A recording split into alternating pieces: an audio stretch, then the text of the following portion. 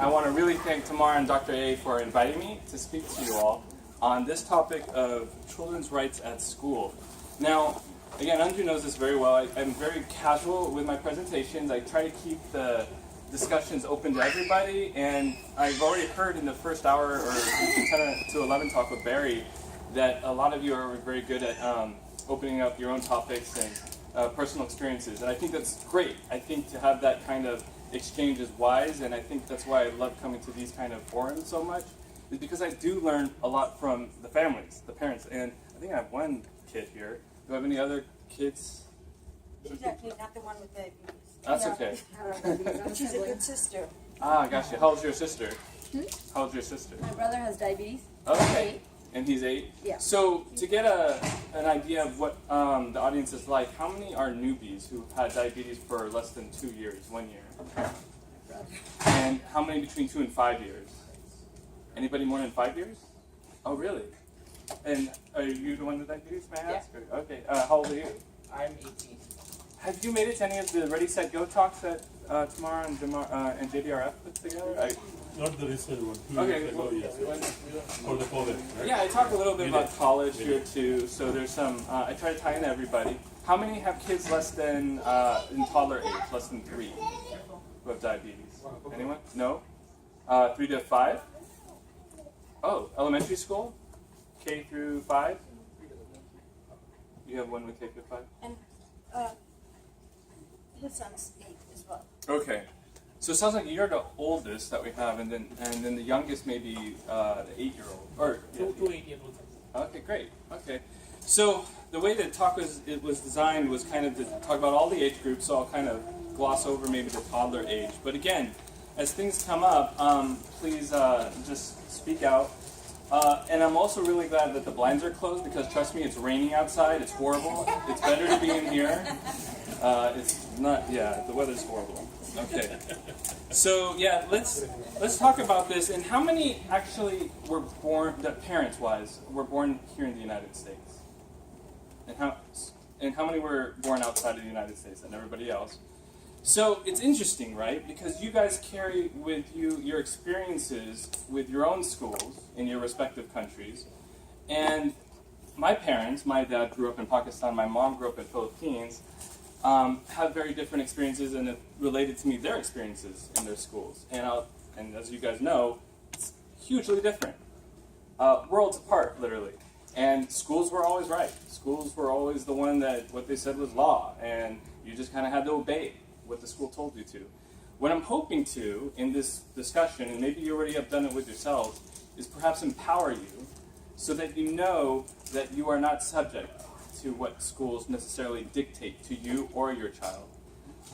And in that process, I'll give you some laws that have been enacted and that we're practicing in order to provide you those rights and empower you. Okay, so the way I begin this particular topic is to kind of just discuss realistically what is expected of your child at the certain ages as they have something called diabetes.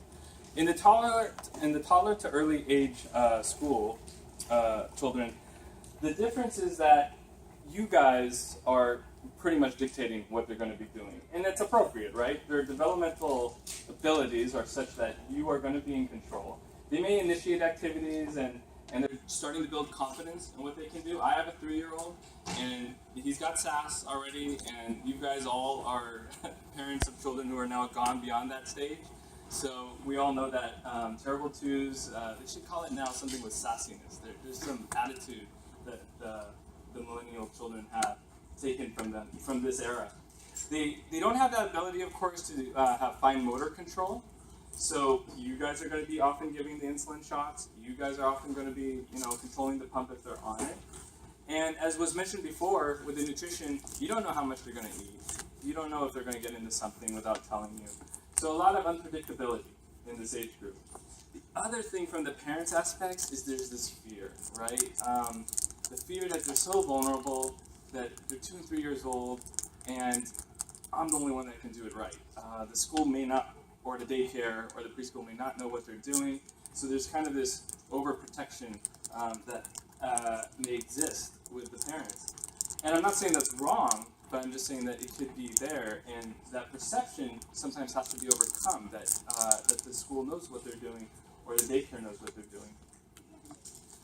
They are not as able to communicate when they have low blood sugars. They're not able to communicate so much when they're feeling kind of crappy, or if they have headaches. So you just see the changes in their behavior. So they cannot perform the tasks independently when it comes to diabetes care, and like I said, they can't reliably tell you when they're having low blood sugars. Now, they can do other things, and this is where you can empower them. What finger would you like to choose? What site would you like to place your site? And in general, they're pretty cooperative. There are obviously going to be some who are very temperamental, and that's why we have social workers and psychologists in our practice. The older school-age children, and now we're going into elementary school, now their developmental milestones are going to become a little bit more advanced. They're starting to get into the soccer games, into the baseball games. They're going to have exercise now being incorporated into their diabetes. They're also building social skills, and they're becoming one of the gang, so to speak. So they have this development of normal peer relationships. School is now becoming regular. There's more routine to the schedule. And at the same time, we as practitioners, we as doctors, we as nurses and nutritionists try to be more flexible to all the different types of kids with diabetes that are out there. The ones who are in theater versus the ones who are in soccer versus the ones who are in track, etc. So the older school-age children, now that they're getting older, can begin to assume much more of their own diabetes tasks. And it's up to the parents and the physicians how liberal you want to be with them. But again, they can maybe start doing their own insulin injections. They can start doing their own blood glucose testing. And then even with the pump, they might be able to start operating it themselves. Now that said, we call this shared care because you don't want to make them completely independent. In general, I mean, granted, you're going to have some 7-year-olds who are probably doing calculus and probably really responsible and writing novels. But at the same time, we try to provide that supervision so we don't let them have kind of full reign on their diabetes care. They may have the best intentions, but they may not execute it as well as they could. And you guys may recognize Dr. Buckingham here at Diabetes Camp. When we talk about teenagers, this could easily be a day's worth conference on teenagers and diabetes. And we have one, and no other teens in the audience. But rest assured, all you guys will be having teenagers with diabetes at some point. And here's where it gets interesting. I was listening to you guys in the beginning, and I remember someone was asking about calculations with proteins and what is the formula that they could be using. And I guarantee you, did you ever think to yourself that you would be using protein and fat into your... No, it's not going to be a teenage thing to do. So I understand as parents you want to do what's best for your child, and you're working these equations, and you're looking on Australia, and you're trying to look for guidance. At the end of the day, the teen is going to do what's pretty much fast, easy, convenient. And at the end of the day, Barry's right, the kid's fine, the A1Cs are good. I think in this day and age of sensor technology, a lot of us may be going towards this mode of micromanaging. And it can be very neurotic to some level. And we want to do, and this is going into the psychology of it, is try as best as we can to tell our kids with diabetes, you know what, we don't need to let this run our lives. We don't need to have this psychology of what is your sugar, what is it saying, what is your arrow, and really stop and just take a moment to just realize that this kid just scored a goal. This kid is starting on my soccer field, or the soccer field. And my guy is just, did aces on the chemistry test or whatever. The point is that I think a lot of times, and believe me, I'm the son of immigrant parents from Pakistan and Philippines. It was expected that I was supposed to have great grades. It was expected that I was supposed to be varsity or whatever. When that kid comes home, it might be nice for you to ask him, instead of what is your blood sugar, what is your sensor saying, how did your day go? How are your classes? What did she think of what you were wearing today? I mean, those kind of little things is what helps teenagers, or even the tweeners, the 10, 12-year-olds, realize, you know what, my parents see me as a kid and not so much as a patient, all right? But anyway, that's my little soapbox spiel there. Because, and why I say that, is you're building characters in these individuals as they go into teenagers, they're starting to form their identity. And if you're going to let their identity be one of I am a diabetic, quote unquote, as opposed to a person with diabetes, all of a sudden it changes their character for the rest of their lives. And a lot of times that could not be a great thing. So in teenagers, these are kids now who are obviously very good with fine motor control, and they're doing a lot of self-management activities. And although they think they, can make the decisions by themselves, they obviously need some guidance in a lot of ways. This is the age, right, where teenagers will engage in the most high-risk behavior. That's why they're the most, premiums on your auto insurance. That's why it's important that when they have these high-risk behaviors, and unfortunately they do it, we have to be there to supervise them. The way I kind of look at it, and I tell it to my families when they come into my office, and I know not everybody may agree with this, and I don't know what Dr. A does and what Barry does, but I really tell this kid that, you know what, you're amazing. You got all this talent. You're the acrobat. You're doing these high-risk behaviors, and you're doing all this stuff, and I want you parents to be in awe, but be that safety net, to always be there. Kids are going to fall sometimes, and you just kind of have to be there to catch them, and sometimes they'll learn from their own mistakes, hopefully. But as they get older, it's very hard because there's going to be a lot of parent-teen conflict. Unfortunately, no matter what you say, a lot of times it's just going to make the kid even worse off or more mad or more angry and push them away further. It's a difficult topic, and like I said, it can be a whole day's worth of conference, and feel free again to bring up your own experiences. It sounds like we're only on one. I mean, how did things go with you? When were you diagnosed with diabetes? I was diagnosed in 2009, so when I was 9 years old. Yeah, so you had to go through it all, and it sounds like you're very mature, and you're going, high school still, or are you going into college? I'm in high school right now. I'm going to go to college. Okay. And it is the goal, I think, for most divisions to prepare kids like you so that when they go into college, they can be independent, and they can have that confidence and that ability to troubleshoot. And know that they'll fall. I mean, not everything needs to be perfect. You got so much stressors as it is. You're going to be carrying 14 to 16 credits at whatever great college I'm sure you're going to go to. And you're going to be carrying with that new friendships, new social relationships, professors that you're trying to impress, and classes you're trying to attend. And at the same time, you have to balance all this stuff with diabetes. They did this study looking at kids in college, those with type 1 diabetes versus those who didn't have a chronic condition like type 1 diabetes. And they used a questionnaire format looking at maturity, organizational skills. And who do you think scored the best, compared to those who didn't have diabetes? The ones with diabetes obviously were much more organized, much more mature. You had to deal with this since you were 9 years old, on top of taking care of all your academics and your athletics or whatever it was you're doing. So the thing is that with all that going on, being a teenager, and I didn't even talk about the biology of it. You guys glossed over it a little bit. I think Jeannie spoke about it a little bit, about how the girls, for instance, have a huge change as far as, their pubertal development and periods and how that affects sugars. Boys are just crazy, so, they don't have periods, but they just do crazy things, so their sugars get erratic. So, on top of all the biology, as I mentioned, they have all these social stressors that are going on at the same time. You add that on top of all the diabetes care, and you can see this is like just a mixing pot of trouble. So, the challenges, as I mentioned before, with puberty comes increased insulin requirement. Who knows the average hemoglobin A1C of a teenager with type 1 diabetes? Do you guys know? If you had to guess, do you think? We all know where the target is, right? 6.8. Yeah, the average is 9. We want it at 7.5 or less, according to the American Diabetes Association. 9%. Half of the kids with, did I do that? Yeah.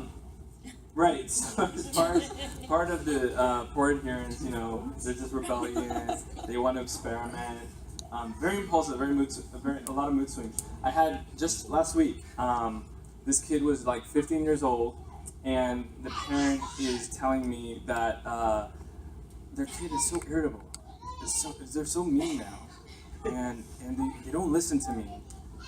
Isn't this the diabetes? And I was like, okay, you check the sugar is fine, or it might be 200 or whatever, but the point is, he's a teenager, give him a break, this is what they do. don't blame everything on diabetes. It's just part of the nature of the beast. As far as improving adherence, this is the billion-dollar question. You know, how can you get the teens to actually, and you know what, this applies outside of diabetes, right? I mean, this goes beyond diabetes. How do we get teens to just listen and, you know, not engage in these high-risk behaviors? It's the billion-dollar question, like I said. People write books on this. People have seminars. I think the approach is going to be, again, different with everybody who practices endocrinology. I really try to build a sense of trust. I think that's going to be where the foundation begins, between the teenager and the physician as well as the parent. And then a lot of times I even have a communication exist between the teenager and the nurses and the medical staff, with the parent kind of on the outside. In point of fact, in every visit that I have with a teenager, I don't go to the parent first, I go right to the teen first. I always talk to the teen first, they're my focus, and then, oh, you're there, hi dad, hi mom, and then, you know, I'll bring them into the conversation. But the point is you want to have them kind of be the center and have their care guided around what they want or what they are trying to achieve. So this is all the developmental skills of these kids, and at some point, like yourself, you're going to be going to college. I just wanted to throw some pearls out there for, if I did, in case have anybody who was going to college, and they addressed this at the talk at the Ready, Set, Go already. But just know where the health center is on the campus. Make sure, or at least I recommend, to register with the disability office. You get certain things that are afforded a right to you, such as early accommodations or early registration, priority housing, first, you know, choices on what building you're going to be living in. You want to be close to a meal hall, or you might want to be. You want to be. Should I just unplug it? Unplug it again. You want to be. You want to be close to a meal hall. You want to be close to a medical center. One important thing is keep in mind that your medical team is your support staff, right? The doctor, the nutritionist, the social worker, the CDE. These are all the people that you should actually know that will get your back whenever something goes down at the level of school, or in the level of kindergarten, or even at a daycare. And if you should ever feel isolated, that the school is kind of bullying you or telling you what you need to be doing, oh, you can't go on this field trip, your kid has diabetes. Oh, I don't know about this outdoor school that he can go to, you know, he has diabetes. You have to know that you have to get your support team, the medical staff, to kind of help you out with that. All right, take 3. So there's your team. And the laws that we're talking about, you may already be familiar with. So you have the American with Disabilities Act and the Section 504, which you might already be familiar with. There is another federal law called the IDEA, which may not apply to everybody. The first 2 are anti-discrimination laws, federal anti-discrimination laws. And they're the ones that are really going to be the ones that support your child in the environment of school, daycare, even college. The ADA, that came out in 1990, defines a disability as a physical or mental impairment that substantially limits one or more major life activities. And the idea behind diabetes is that if you didn't have the insulin, then you would be subject to these kind of impairments, physical impairment mainly, right? If you didn't have your insulin, of course, things go south real fast.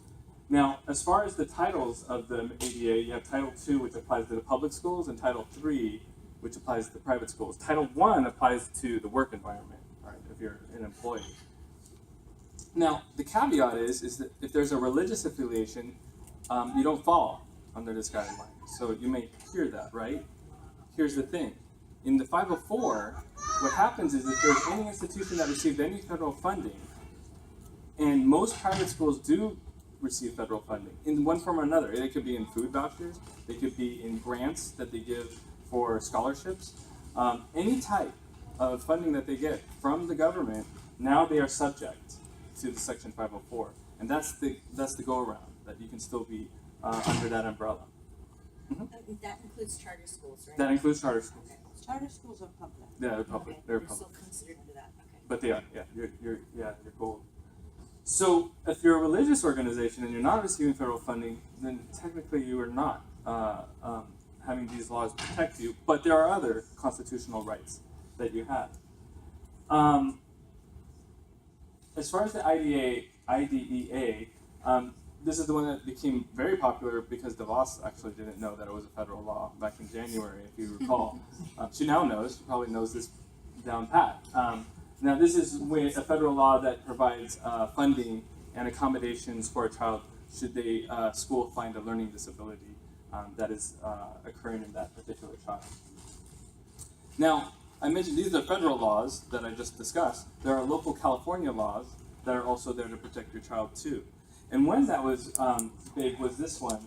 Well, this is the Good Samaritan Law, basically, that individuals, including those at daycare, those at school, etc., will not be liable for good faith efforts, so that it helps protect the school in a way, or the school or daycare in a way. Here was the big one, that the administration of prescription medications was a huge barrier for a lot of schools for a long time, that it needed to be given by a nurse or some sort of medical personnel. And that was a big problem, not just from the school system, but there was a worry from the parents too, that it may be incorrect or it may not be doing it correctly.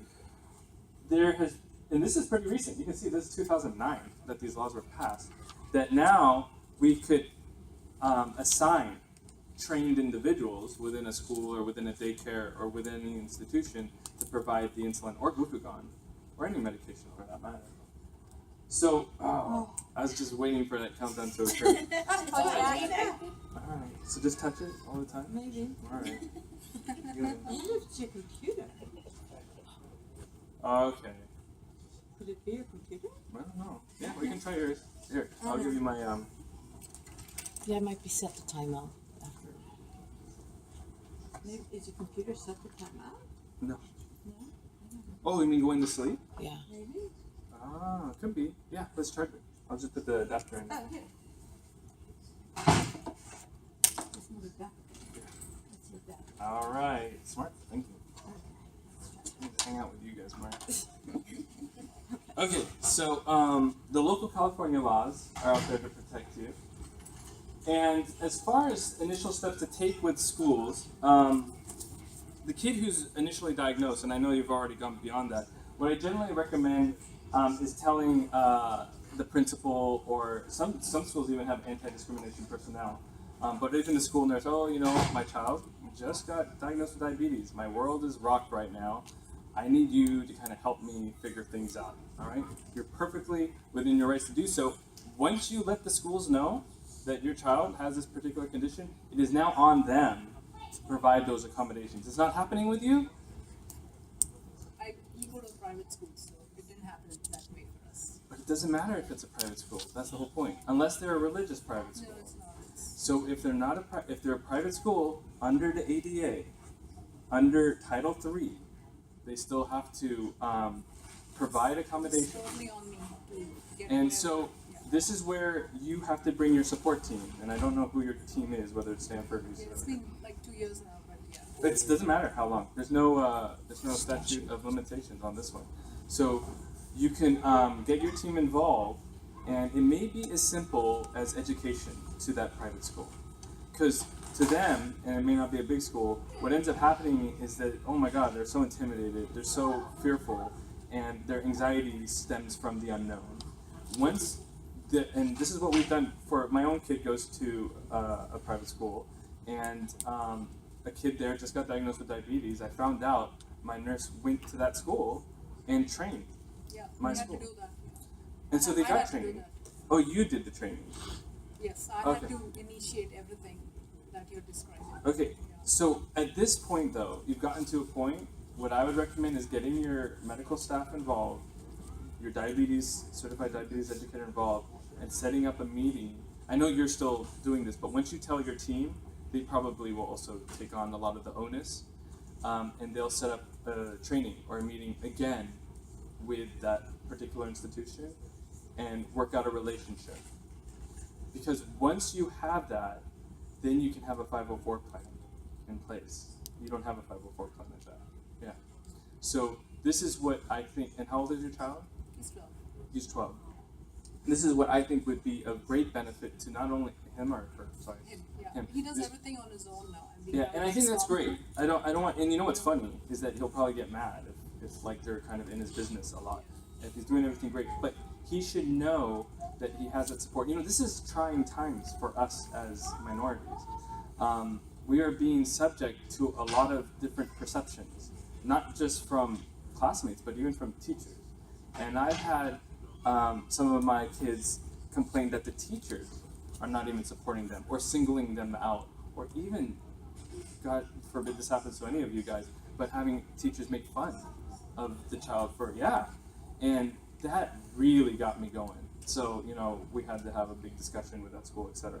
My point is that your children hopefully are aware that should any of this stuff be happening, and you may have to have this discussion with them, that they should bring it up to you, and in turn, or they can bring it up to their medical provider, and let us be the one who purveys a lot of the tasks that need to be done. Don't feel like you're alone.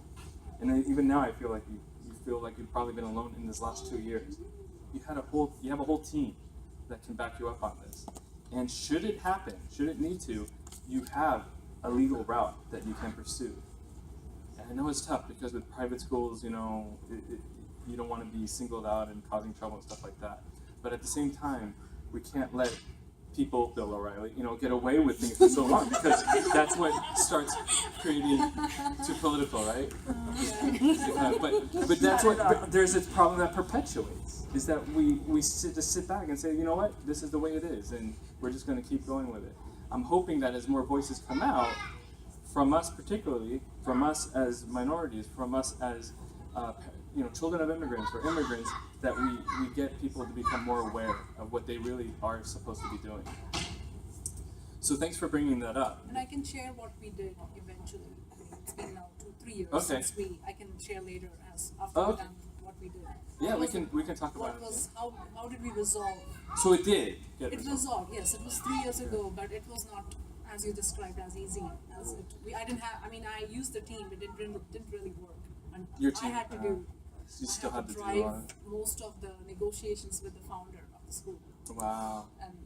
but eventually she helped. But it was not the legal route, the right route. It was more of an emotional negotiation, and then she took. I mean, she's a founder. I told her you have to do it the way a leader would do it, not the easy way route. Because the easy way route was to say no, we're not. We have liability, insurance, legal. But you just saw that a lot of that is misperceptions on their part. We shared all the links that you had, and they said no. That was the easy answer for them. And I told them That will stand up in court. Exactly. I said anyone could say no. Okay. Even a person walking on the streets could Yeah. say no. We cannot help your child, but this is not. You're in a position to open the doors for us. But I can tell you eventually how we resolved it. Okay. Do you want to do it now or you want to do it later? No, please Oh, go okay. ahead. Yeah, and then we can share. Yours sounds more interesting, but Whatever we are going through here is for schools really, right? My son goes to a public school, but Yeah. he goes to after school center, which is no, after it is school. not a public school center. No, after school still count as long as it's run by the public school. After, It's not run by the public school. so the extracurricular activity is run by. No, it's not extracurricular activities. It's more like a daycare because the school closes at Oh, the daycares count. 2:45. But I mean. No, the some daycares, they're still under that. They're still covered. Is it a private daycare or? It's an after school center. It's a private center. Yeah, but I mean, I'm it's sure inside they're the getting school some premises. funding It's to on the also. school premises? Yeah. Yeah, So basically, they're getting public funding Yeah. because they're using a public school. that's right. They're using public school facilities. Okay. So that's the equivalent of getting federal funding. Okay. Got it. Yeah. So So they they- need to provide someone who can provide care to your child, should they need it. Okay. They are good until now. I have no issues, but then it's just that I don't have any 504 with them. And you can ask for it, Okay. and they'll sit down and they should know what that means. Which I think it's a good segue to what we're going to talk about in a little bit. So one other thing, thanks for bringing that up, we'll come back to it, is that once you tell the school that your child may have has diabetes, that you also provide the consent to the school so that they can have the discussion with the medical team regarding the care of the child at school. The responsibility of the parents is to provide the supplies, the insulin, the needles, the glucagon, so that school are not required to provide those things. It's the parents that need to require those, supply those things. I mentioned this be a resource. You were the resource in your case for your school. Sometimes you have to be. Not everybody is in an urban environment. There are people out in Central Valley or Northern California, south of the Oregon border, and we've had the parent be the one do the training. It sounds like you did yours though. So you want to make sure at least some or one staff member in the school on the premises is capable of providing care to your child. God forbid they need it. And then this is important too, and hopefully you probably did it too. Always keep a log of the communications that go between you and the school and your physician, etc. Mm-hmm. I just want to throw this in because I was actually at an IEP, it was like a conference training thing at CHO just yesterday, and they were mentioning the same thing you were saying. And in terms of the relevant logs and communications, like if they give you something, to have a timestamp. Tell them, the school, to give a timestamp on when they gave you that document, because sometimes that can make a difference in, like, let's say they're giving you something, you have 15 days to respond, or they have 15 days to respond. Yeah. That kind of thing. That's right. Okay. Now, as far as submitting for a formal request, and I don't know if you did this formally, you again would want to do it in writing, and these are the kind of things that you're going to ask for. The purpose of your request: my child has diabetes, it was diagnosed so-and-so, the limitations caused by the disability, and because of the diabetes, if they should have a low blood sugar, they may not be able to concentrate appropriately, may have a lack of ability to communicate, and may even have a seizure. Also, that the condition requires you to take insulin or to check blood sugars. So there's all these needs that need to be done to care for the child, and as such, will need accommodations. Now, medical documentation will be provided by your, again, medical team. There will usually be a doctor's note that's provided as well. And you will offer, and it sounds like, again, you did it in your case, to participate in a meeting with the school so that we can have full transparency of what needs to occur. Now, the Diabetes Medical Management Plan is a medical order from your physician. This is discussing the doses, when to give the insulin, and how much, and how to respond to low blood sugars, etc. This is CHO's, or Children's Hospitals of Oakland, Diabetes Medical Management Plan. And we even have an algorithm of what to do when the blood sugar starts going low. The 504 plan is not typically done by the doctor. This is done by the school, as you've learned now. And the school works with some people in the school and the parent so that you can have a discussion about how your child is going to be cared for. And it is really a contract in a way. It's the who, what, where, when, and how that your child's going to be cared for while at school, or during a field trip, or during the athletic events, soccer, varsity, whatever. So it's required that schools publicly reveal that they have this available, but the parents you may have to request it. That you may have to actually request for the 504 plan. It was you who was going to request for the 504 plan. So the school has to, just like on OSHA and stuff like that, the employees have to show the rights of the employees on a board in the cafeteria or something like that. Schools have to do that. You may have to bring up that I want a 504 plan in place. And as you do that, the schools will now form a team or a panel so that they can discuss with you, what do you want in your 504 plan. Now, it doesn't need to be signed by anybody. It doesn't even have to be signed by you. But what it is a written document so that you can always refer to it should situations arise at school, so that if your child's not getting the care that they need, the 504 plan was in place that you can refer to. And this is, like I said, it's a lot of power. This is your chance to provide whatever instructions that you want to the school, so that they can take care of your child while they're on their events or while in class. And does the 504 apply to both public and private? Yes. It does?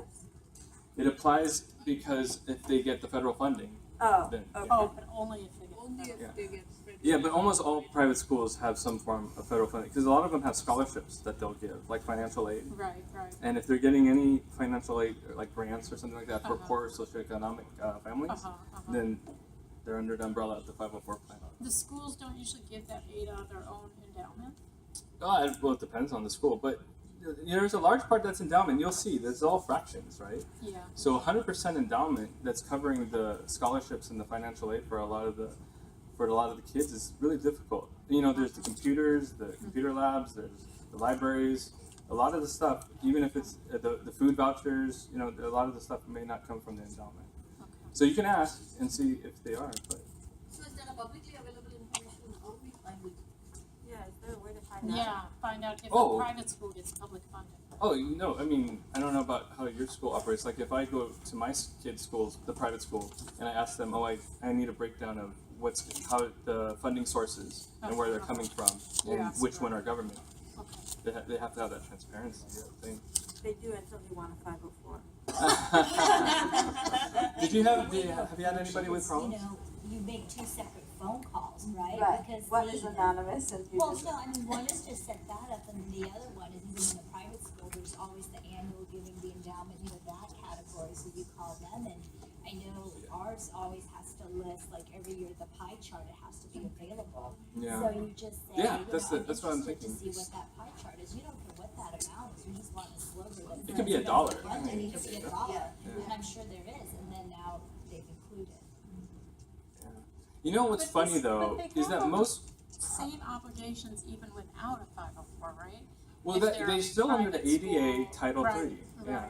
So Okay. they're still under the ADA Title III. They may not have a 504 plan per se. Yeah, But they still can't be discriminated. They still need to Yeah. provide accommodations that are Uh-huh. quote unquote reasonable. So the advantage of having a 504 is so that you can specify That's each right. of those accommodations That's that you right. need. Okay. Yeah, that's right. I'm sorry to interrupt you. Well, what I was going to say was, it's funny, and I'm not a product of a private school. I went to public school myself. So my experience now with private school has been somewhat surreal. But they really go out of their way to get your money. So they're going to do a lot of things, a lot of times to make you happy. And maybe Until not with you your have a school. kid that Oh, has that's too bad. diabetes. No, my kids went to public school, but when it comes to medical care, Yeah. they are very much under the cover our ass, and Yeah. our The public schools. No, Private private. schools. Oh, Private. and our lawyers won't let us do that, and our insurance That's won't let us exactly, do yeah. that. Yeah, and they're Yeah. very poorly educated about the Very laws. poorly educated. That's so I interesting. had, They're very much get your money, but when Yeah. it comes to medical things, Yeah. I mean, Tia was in private school for 2 years, and the only reason we got good care, was because the teacher had a child with special needs, and the Yeah. teacher was very sensitive and would do it. But the whole board in school was very much like, we really should not be touching this Exactly. with a 10-foot pole. You know what's interesting, and I still think what's going to be key is that team that I talked about, the medical team. There are well over 10 private schools in the Oakland area, and we don't have a problem with any of them. We've had are to these high schools or middle schools? both. Yeah. Because Yeah, these are high schools, middle schools, elementary schools. I These think are all the high private. schools, it's slightly different. High schools are But they don't actually have to easier do for much. us. Right, They because don't they have don't to need to apply. do Yeah, it. because the high schools are typically independent. The kids are independent. It's the Yeah. ones who are younger Yeah, exactly. who They need more. something. But like I said, in Oakland, we haven't had a problem with that. Now that said, we have even conferences for the school faculty and everybody to come to Oakland, and we give education, teaching, and stuff like that. It's all about awareness and trying to hopefully correct any misperceptions that a lot of these providers have. You mentioned it yourself, the CYA, they're covering their butt and the liability aspect, and I think that's right. That is the main part of it. But at the same time, they have to do so without discriminating against your child and still following federal law. Well, So- there's a lot of misunderstanding as to what they are required to do as a private school and following the federal law. And they're very happy So- to maintain their misunderstanding. No, to I know. not be informed about it. I know. And if it gets to that point, and I talk about it here, And the all next these links steps. that you shared, Yeah. we shared all of that with them. Yeah. It didn't matter. I know, but here's where it comes down to, and it's not. Thankfully, you didn't have to get to this point. If you have to bring in the law, Which and we did not I know want to. you didn't We have to, want to. but Why and at nobody that wants point? to, and nobody wants that. Not even the school. They don't want the press. They don't want that kind of media. Again, this is Facebook era. People are going to tweet about this right away. the thing is once it starts going down that road, or if the school starts seeing that you're heading down that road, as long as that you took a long time to get there, they start balking, and they will balk. You don't want to get to that point. You always want to have a good relationship. There are going to be other kids. Diabetes, unfortunately, right now is not going away. There are more kids that are coming into this area, and I think that's why our schools in the Oakland area are becoming more and more comfortable with it, because there's just so many The of school them. eventually was very supportive, eventually. Yeah. But I can, and again, after this, I'll share what we went through. But again, a lot of future students have you to thank for that, because you have now set a precedent, and hopefully, the perception that this is doable, that as Tamar pointed out, that while there is some liability, there are laws that are also protecting them from liability, so that they should not feel under the gun or in trouble. So a lot of community members have you to thank, at least at this particular school, for again doing 2 years worth of work in order to kind of open up the doors for your kid. All right, so as far as and so this is kind of talking about the liability aspect. Some schools will say that you need to have a waiver, filled out, and you do not have to consent to any kind of waiver. They should not ask you to write for any waiver. Now, there's a consent that I told you that we're going to have to communicate with the medical team, but the waiver is not required, and in fact, in California, is prohibited in public schools, K through 12, for them to sign a waiver. Now, I can't talk to private schools. I didn't look into have that. to sign waivers. At private schools, yeah. But public school, I didn't, in my review of the literature, I didn't see it in the private schools. In public schools, you don't have to. Now, in the point of public schools, though, there may be a special waiver that you may have to form for like away games, like when they go to soccer games in a different campus or something like that. Or outdoor school, where they spend that 3 nights at, outside the campus or something like that. Then you might have to sign a special waiver. So just to summarize some other pearls from the whole school activity, and I think you mentioned this about the daycare or extracurricular activities, if they're on the campus, you cannot be excluded from those kind of activities. Again, parents do not have to go to the field trips, do not have to go on the away trips, the overnight trips, the athletic events. You shouldn't have to pay anything extra. The schools should, if you ask, have carb counting available for the foods that they're providing. And you can't be academically penalized for medically excused absences. Now, for extracurriculars, that's different. Like if you missed so many games of soccer or something like that, the coach may not be able to play you or something. But so it doesn't speak to the extracurriculars for soccer or sports. There are no forbidden foods, and I think we heard about it in the earlier nutrition talk. So, when all the other kids are having their sweets or all the other kids are having their cake or whatever, the kids should be allowed to have the same things. And the ability to check their blood sugar, the ability to care for their diabetes, this is with older kids generally, does not have to always be in the nurse's office. It can be anywhere on the campus. It could be in the classroom. It could be by their locker. Okay, it could be anywhere. So that's where I was giving the story about my kid, like I was saying, and they were getting bullied by the teacher because when they were checking their blood sugar in the classroom, the teacher singled them out and ridiculed them. So we had to nip that in the bud. And then lastly, 911 is not glucagon. So when schools have an emergency or a low blood sugar, they should not hold off from giving the glucagon and call 911 as a substitute. They need to give that glucagon. All right, I'll just gloss over this. This was just about the teachers, again, trying to be a supportive element rather than a bullying element. All right, as far as tests are concerned, hopefully a lot of you know that there is the ability to have accommodations set up. I know a lot of you are far from the SATs right now or ACTs, but just know that when you do have that time come for your special one, that the assignment or the application for the standardized test 6 months in advance, 4 to 6 months in advance. You shake your head like you know it. Did you take accommodations or? Yeah. Oh, good.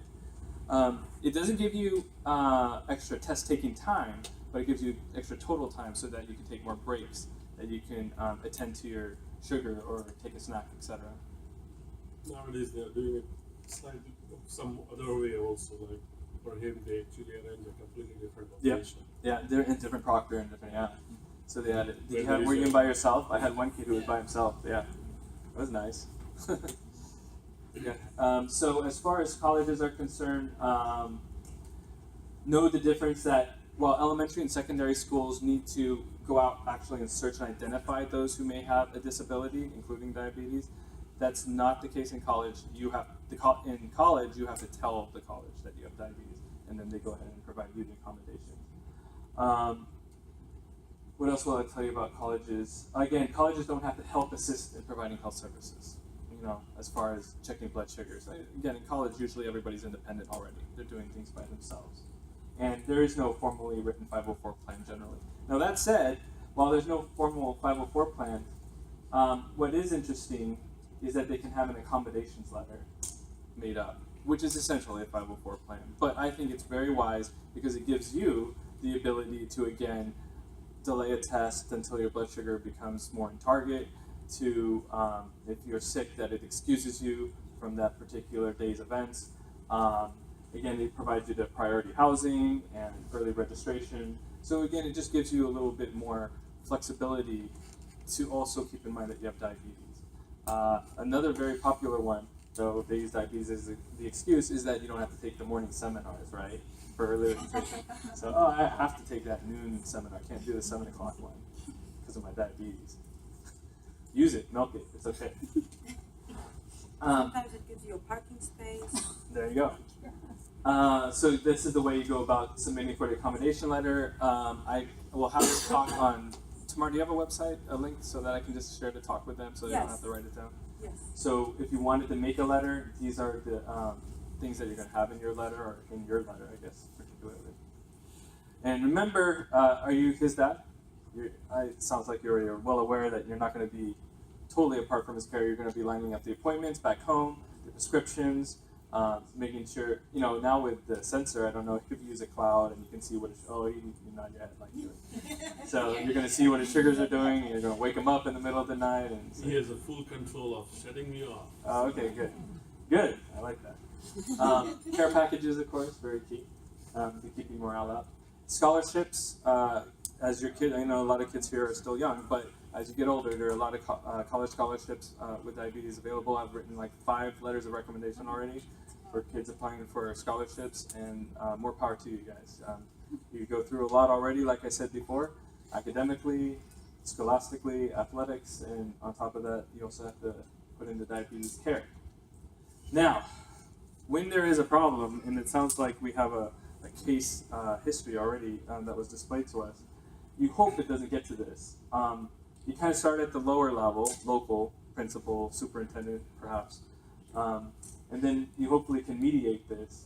If there's still issues, and again, it comes down to anti-discrimination at the end of the day, then we talk about, now you have to file a grievance to the district. I'm really just surprised that the private schools in this area, you're getting so much backlash from them. I think, again, I came back in 2006, and there was a time when we had that local in Oakland, but we just don't see it anymore. We've never had, and we have over 1,000 kids with diabetes in our system. Wow. So yeah, we don't mess around. So as far as you would think, if we're going to hear it, In the Bay Area, or just that? no, in Oakland, In Children's the Hospital. school district. 1,000 in the Bay Area. 'Cause No, at my institution. Yeah, Just Oakland. just Oakland. Yeah, just Oakland is a Because we 1,000. have another 1,000, I'm sure. Oh yeah. Right?